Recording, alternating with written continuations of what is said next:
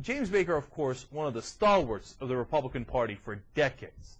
And get a load of what he had to say on Fox News Channel about negotiation, diplomacy, and this absurd idea of appeasement.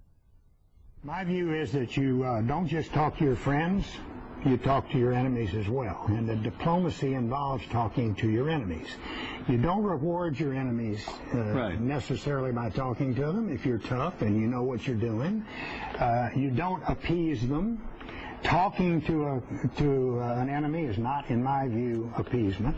I made 15 trips to Syria in 1990, 1991, at a time when Syria was on the list of countries who were state sponsors of terrorism. On the 16th trip, guess what? Lo and behold, Syria changed 25 years of policy and agreed for the first time in history to come sit at the table with Israel, which is what Israel wanted at the time, and thereby implicitly recognized Israel's right to exist. Now, all I'm saying is that would never have happened if we hadn't been sufficiently dedicated that we were going to keep at it, and that's the only deserve a lot of credit. You know, I think we just saw an application for someone who might be President Obama's Middle Eastern envoy. I think he might have been setting himself up for the gig.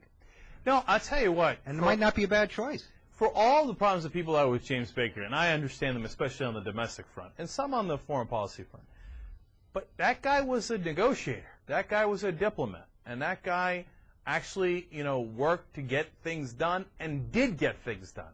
I mean, that George H.W. Bush foreign policy crew, they were professionals.